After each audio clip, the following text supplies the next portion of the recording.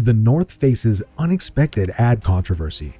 Even if you aren't into fashion, you have most definitely heard about the North Face. Yeah, the brand known for its high-quality outdoor clothing, you know? Founded in 1966 by Douglas and Susie Tompkins, it was originally a San Francisco-based climbing equipment retail store. However, their fame started rising when they began manufacturing their own brand of high-performance mountaineering apparel and equipment a few years into the business. By the late 1990s, the brand had already expanded massively, also focusing on streetwear by then rather than only in outdoor apparel. In 2000, the brand was bought by VF Corporation, which remains the owner to date, and since then, the North Face has been one of the best regarded brands in terms of streetwear style. The North Face has never been a controversial brand, so the story we will dive into in a few seconds will most likely call your attention. In March 2023, the brand released a second year of their Summer of Pride campaign inspired by Pride Month. The problem was not the campaign itself, but the ad to promote it. The online ad showcased on Instagram featured a prominent drag queen called Patagonia, whose name has the same phonetics as the North Face's main rival's name, Patagonia, encouraging people to embrace their true selves in nature. For most people, the problem was not the message, but basically the inclusion of the drag queen in it. However, there were some who also found the content disturbing. We can't ignore the fact that certain characters are controversial, not because their presence means anything in particular, but because of the different societal views in response to their appearance. The North Face is a company oriented at people who are into hiking and outdoors, so marketing high heels and drag seems like the complete opposite of what their clientele is looking for, and in my view is not a great way of advertising themselves.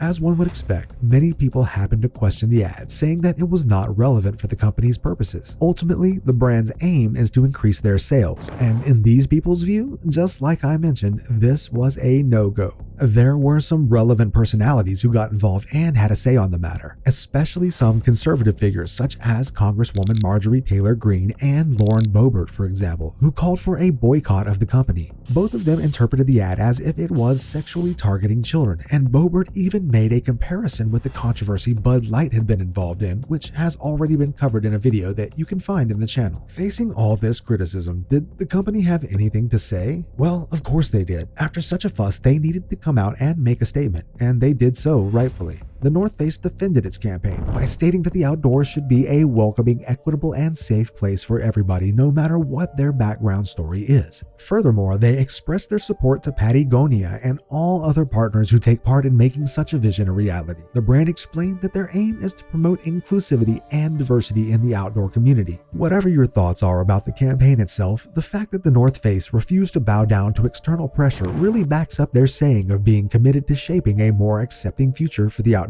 industry and deserves recognition. We recognize the opportunity our brand has to shape the future of the outdoors, and we want that future to be a more accepting and loving place. We're partnering with Patty because we believe the outdoors are for everyone. The North Face online community is designed to be a safe, positive, and inclusive environment. It's why we have a zero-tolerance policy against racist, discriminatory, threatening, abusive, harmful, vulgar, or attacking social media comments, which will be removed immediately, the company stated on Instagram. If you enjoyed this video and found the story interesting, don't hesitate to subscribe to the channel for more. A lot more of these are coming soon.